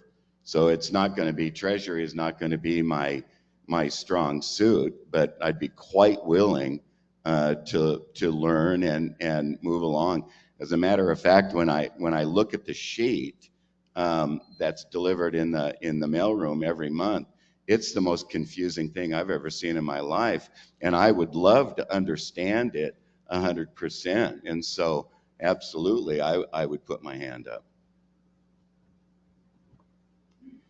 I'd be happy to run for that. I can tell you that in the dealerships, we had a financial statement in every store. So that was one of our jobs. We would take 2 days.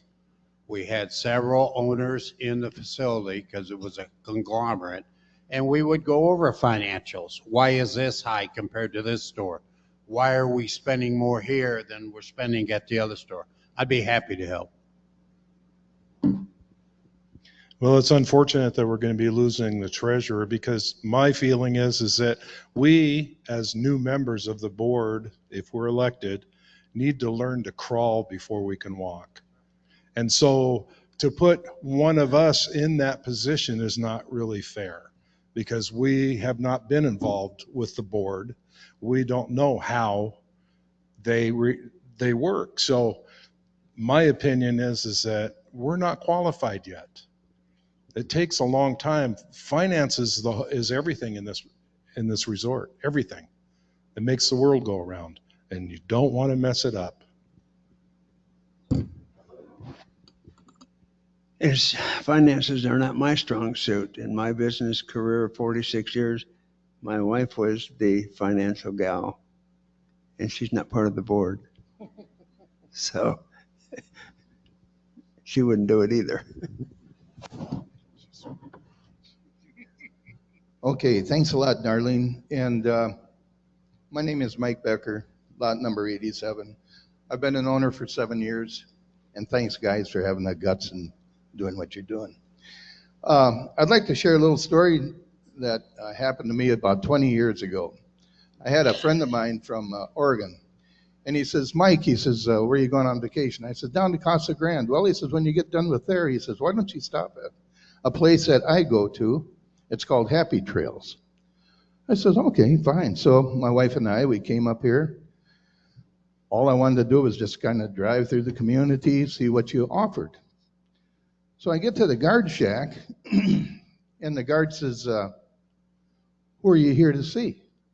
I said, well, nobody in particular. You know, my buddy is back in Oregon. The guard shack says to me, he says, so you don't have an appointment, or you're not here to visit with anybody? I said, no. I said, I just wanted to kind of drive around and check things out. He said, well, you see that little circle right up there? I want you to drive that go right around that circle, and you drive right back out. So this leads up to my question. Our patrol, are you happy with our patrol? And what changes would you make would be question number one. I don't care who answers it. Question number two, are you happy with the length of term of the board members? It's a 3-year term. Should it be longer? Should it be shorter? Also, I've heard quite a bit from some of you fellas must live real close to Happy Trails Boulevard. So you talk about the speed going up and down. Now, this is a very unpopular item, speed bumps. Speed bumps. If we had warnings out there like, you know, I think there is a sign on Happy Trails that says slow down or speed bumps. I think if that was more noticeable, maybe people would say, gosh, I just don't want those speed bumps. You know, I used to ride motorcycle, and you go over those speed bumps, and next thing you know, your tailpipes are falling off. Those are my questions, and I don't care how you answer it, in what sequence, but thanks a lot, fellas, for coming out. So patrol is not security. Found that out. They are just patrol. That's all they're supposed to do. I think that we need to take a serious look at our patrol and either change it or actually hire security, because they do not have any rights, if you will, to speed.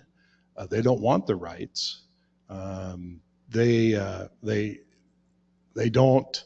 If you have an incident on your property, they tell you to call 911. They're really don't want to be involved in that action. So we've got a false sense of security here. We really do.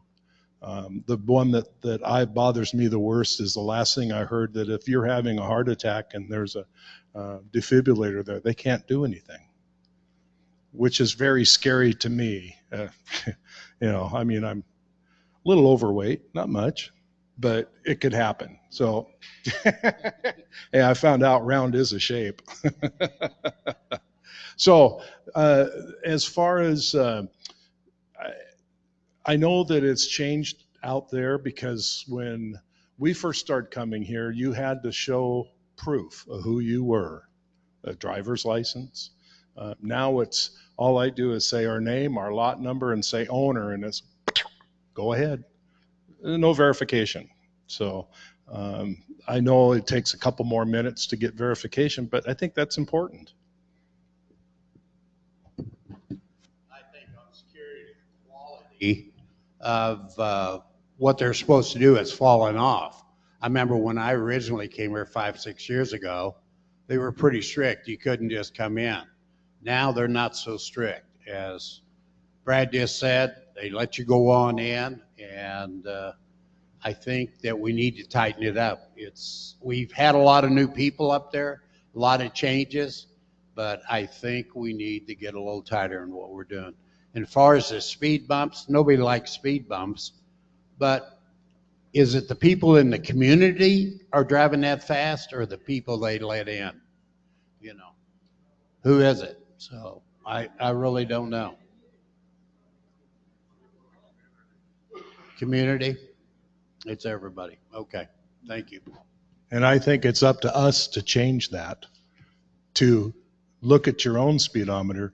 I live on Dale Evans. I'd rather go out on the freeway and stand. So I think it's up to us, our personal, to look down and make sure you're doing the 15. I do 10, but it's very important, and that's a big crux of mine, is because I am on that road. I see a lot of people going very fast, and there's no reason for it.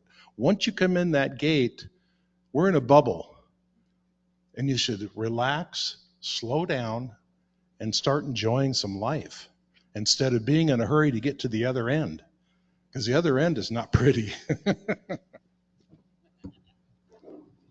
I think patrol has some issues. I think they have. I spoke with David, and I think he has communication issues with some of his patrol officers when they're out. So there could be something done with that so that they can communicate. Also, their vehicles look just like the maintenance people's vehicles. You don't know if they're patrol, or you don't know if it's the girls, cleaning the restrooms. It'd be nice if they look like little sheriff's cars or something, So if there was some sort of identifying mark on the patrol vehicles so that people know that that's patrol, and that, and then you might slow down. The term limit, I think 3 years is fine. It was supposed to be a staggered term limit. So you could actually be on for 1 year. I think Roberta was on for 1 year. Am I wrong? Your first term was, yeah. Yeah, so it's supposed to be a staggered system so that we lose a couple of board members at a time. I didn't actually know that we would end up having 4 board members coming up next year. So, but I'm fine with the 3-year terms.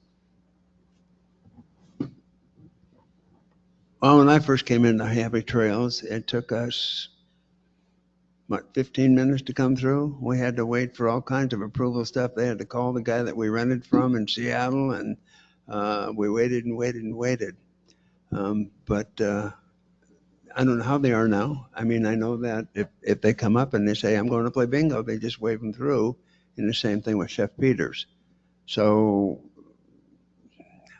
my feelings on that is, we don't know who's coming in that gate, to say they're going to Chef Peters or they're going to play bingo. That's my only concern. What else was there? Term limits. I understand that of the 3 of us, or 4 of us, 3 of us will be voted in, and the one with the lowest amount of votes would be a 1-year term. And I think the other two were going to be 2-year terms, 3-year terms. Okay. That was my understanding. Hi, my name is Betty Morris. I'm a owner at Lot 468 since about 2007.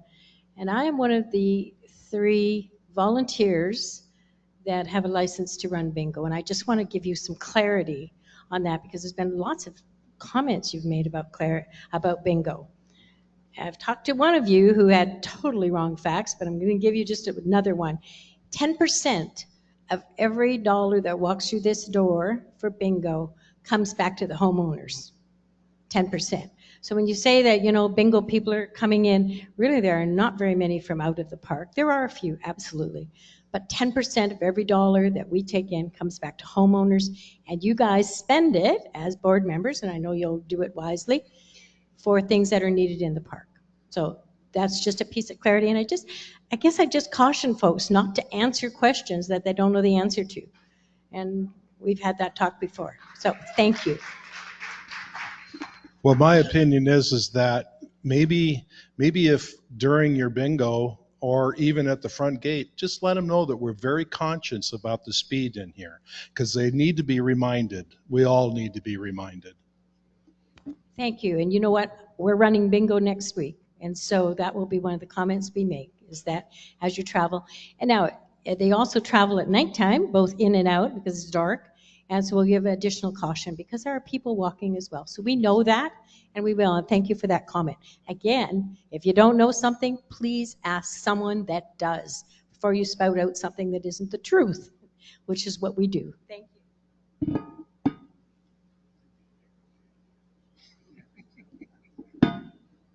My name is Becky Wells, and I'm on lot 2250. And I want to address the AED issue that you brought up. We have lots of AEDs in this resort.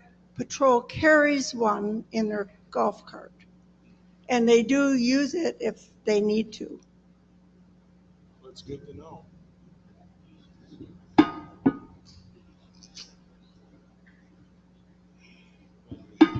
My name is Mel Hinterlong. We live at 365. First of all, I want to say thank you for putting your hat in the ring.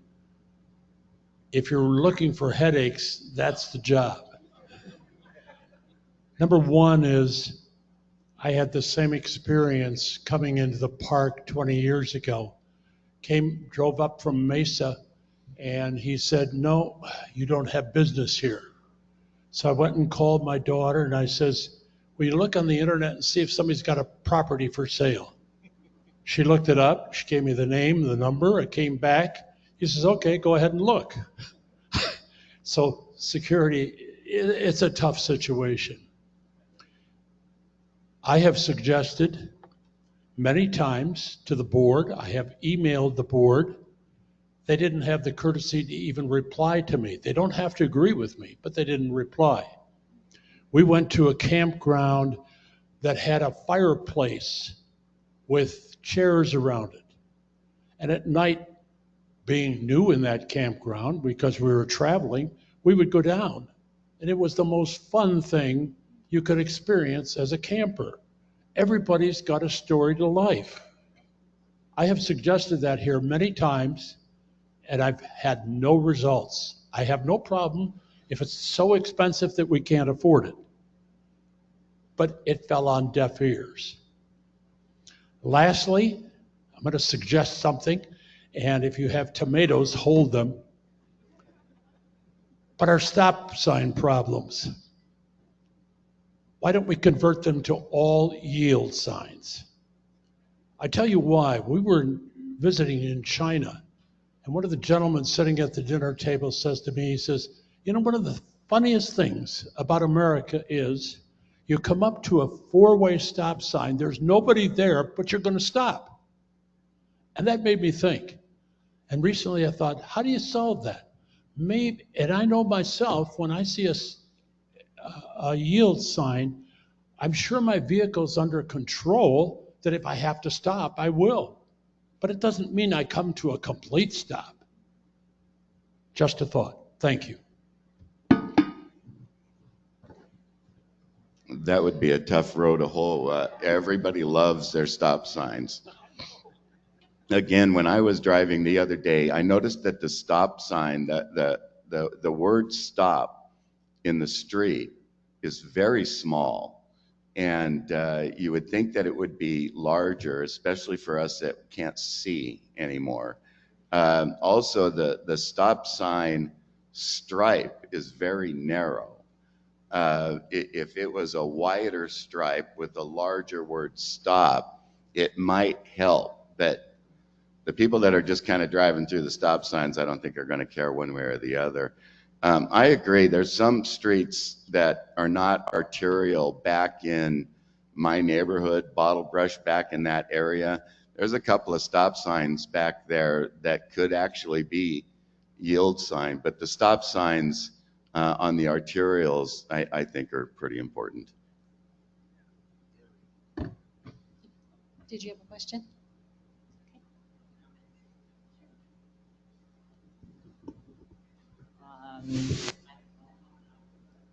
Where the stop signs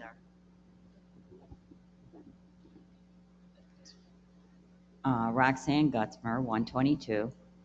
And I don't know how popular or unpopular stop signs are. I see comments on the Happy Trail sites. But I think a lot of times you hear a lot from negative sides and not positive sides, or you think everybody thinks the same way you do, but maybe they don't.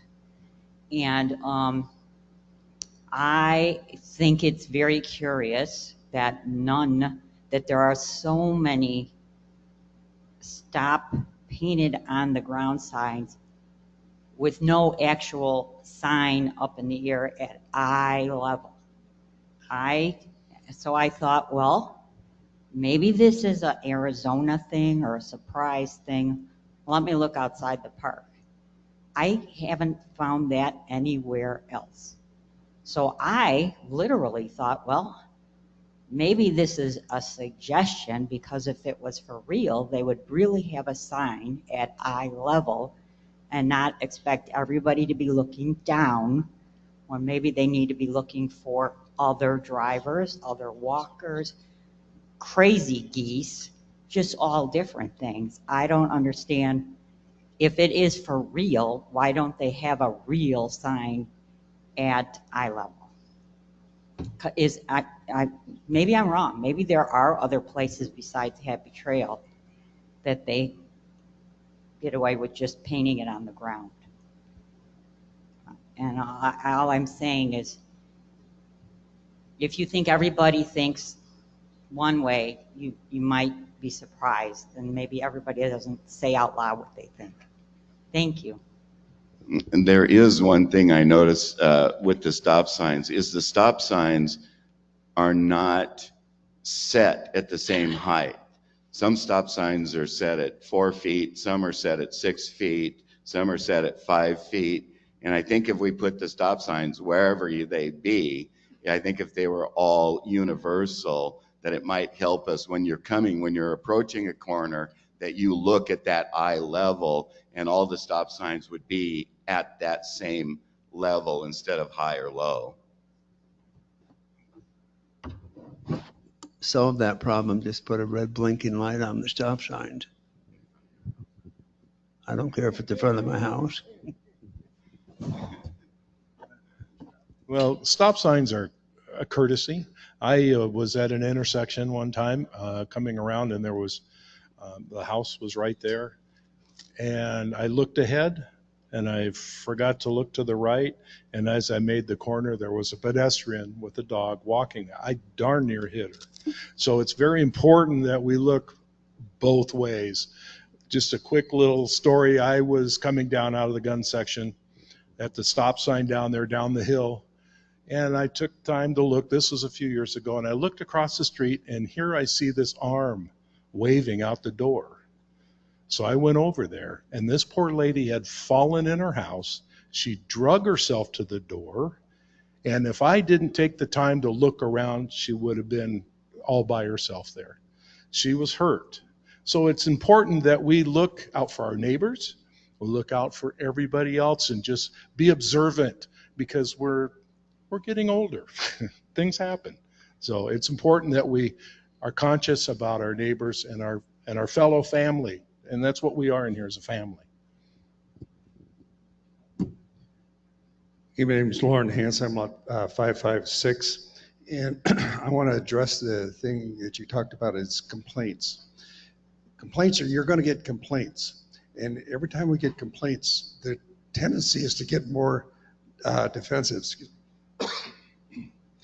But really what a complaint is a very aggressive question. How would each of you be able to turn around that complaint to get the person to come up with the question that would address their complaint? Well, anytime that you start out upset, that's going to trigger everybody else. It just progresses on down and everybody gets upset. So I guess it's a personal thing for whoever has got the question to bring it down to a level where somebody will hear you say it, not just blah, blah, blah, blah, blah, blah, blah, because you're shutting them down because they're all upset. Bring it down to the level of communication and you will be heard a whole lot better. Well, myself, what I would do if somebody was angry about something, I would ask them why you're angry about it. Not just as you're complaining because you want to complain. What has irritated you to that extent that you have to have that attitude about it? And maybe it's something simple we can correct. You don't know what's going on in their mind except for they're angry and upset. Find out why they're angry and upset. And that's exactly right. Sometimes the best way to deal with a person that's angry and is pretty pissed at you is you can simply ask them, what is your solution? So as they're giving their remarks to you, you can just turn it to them and say, well, what is your solution? And if you can change the subject to what their solution is rather than what they're angry about, then you can actually start, talking to them at that point.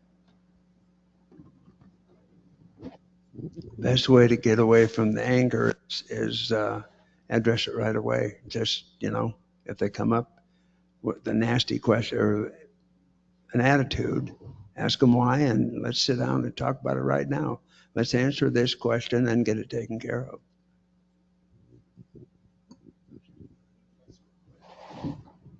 I found out 30 years ago, I was the guy that had a lot to do with the hiring and firing.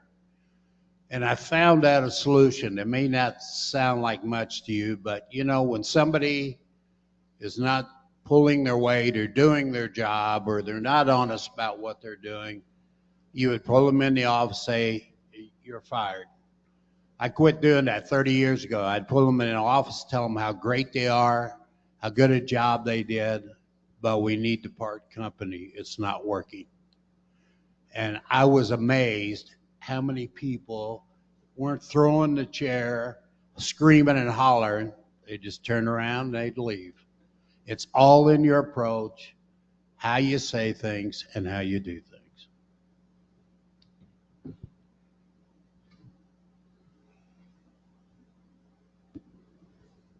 Yeah, Terry Bader, lot 953. We've discussed over the years about cost cutting, and I'm wondering if you folks on the board or your potential board folks would be open to looking at cost cutting and reducing the amount of people on the Happy Trails payroll if the numbers actually proved out, such as guard gates and things of that nature. Would you be open to doing that, or do you feel as though loyalty would be more important and to hang on to those people? Well, I think to answer that question is kind of not fair for us because we're not involved in the internals of that yet. So to have an opinion would not be a wise choice at this time. I mean, I couldn't tell you yes or no how to handle that because I don't know the inner workings. But once we do, we'll be able to answer the question for you. Well, we had several, in the years past, landscape people that would come around to our units, clean things up, blow things off. And it got to where we weren't seeing them, but maybe once a month, where we'd see them like every week or 2 weeks. So I asked them about that, and they said, well, we're short of people. I said, well, why are you short of people? Everybody was happy with the job they were doing. Well, it's not in the budget right now. But is that more important for us to keep our facilities looking well, trimmed up? Should we hire more people? Are we wasting money in other areas? So those are things we all have to look at. But the answer was, we don't have enough staff now like we used to have. Yeah, cost cutting or removing staff, we can go at it from both angles. We've spent a ton of money this year, $500,000. Apparently next year we're going to have $800,000 available.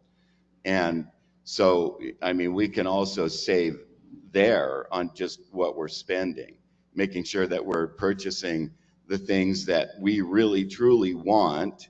But also, you know, when you're trying to save a budget, or when you're trying to, you know, employees are really a strong suit, but there's no reason not to look at all of it. There's no reason not to try to understand, do we have too many guards, or do we have too many landscapers? I would definitely, you know, take a look at it. Not that I would make, you know, any kind of rash decision, but I think everything's on the table. I agree with that. You know, once, you know, whoever gets on the board, we're willing to take a look at everything, review those with the different committees that oversee those. You know, it's not just the board members that oversee that. We've got the landscaping board and all kinds of them. So we need to, you know, join forces with them, review what's going on. You know, if the job's not getting done right, well, then naturally they should be getting cut a little bit. But, you know, we have to, you know, get on the board first and be able to do those kinds of things to find out. Thank you. I have another question. We'll start with Greg this time. Greg, what is your opinion on short-term rentals? You mean like the 1 week kind of rentals? Yeah, no. I don't want that at all. I don't want my neighbor's place to turn into a party hut. You know, people smoke marijuana in Arizona, you know, so we don't want to, you know, I don't want parties going on over there and someone doing short-term rentals. You're suggesting that if it was a short-term rental, he could rent it 1 week, 1 week, 1 week, 1 week, 1 week permanently as a short term? I'm assuming that's what they're talking about. What do we have now? A short term is a month? Is that what we have right now? Well, short term through the City of Surprise, you have to register if you're going to do short term rentals like VRBOs or Airbnbs. Yeah, I wouldn't like to. I wouldn't like to have short-term rentals in here. We pay a lot of money for the pools and the furniture and all our stuff. And short-term rental, they're not going to be as delicate with our stuff as we would be. And so, no, I wouldn't like that at all. Short-term rentals, you have to get a special license to do that, a special permit through the city to have a short-term rental, which would be anywhere from 2 days to a week to up to a month. If you're over a month, it's no longer considered a short-term rental. So, yeah, that's what we've heard on that. My wife and I have rentals. Anybody that would rent a unit, it's your money, it's your unit for a week, and then you got to pay to clean it up again, put it all back together. It's not worth it. We rent them. We have a lady for 6 months. We have another one. The minimum is a month. So the cost effective and all the work you got to do to get it back in shape, it isn't worth it. At least it isn't to me. So. I agree with everybody on the board here, or in this table here, is that we don't need 1 week, 1 day, 2 days, 3 days. We're not B&B. So I agree with these guys. We don't need that kind of short term at all. Okay, thank you. Any more questions? Okay, I just want to state a few things. We have 4 candidates for this election. We have 3 openings. 3 positions that are open is Steve Deal, Marie Beshen, and Becca Paulson. So out of these 4 candidates, you can vote up to 3. Okay. I want to thank you, gentlemen, for coming today. You did a great job. I know some of you were nervous, but you did great, and I want to thank you, and I applaud you for being here.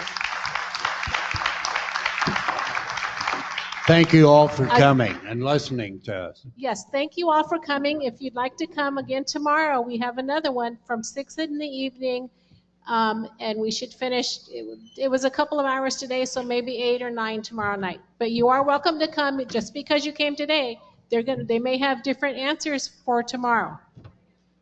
Thank you.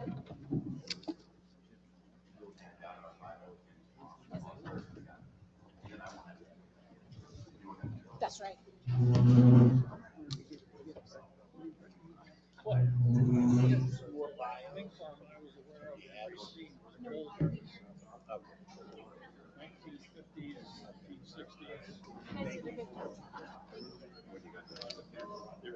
Yeah.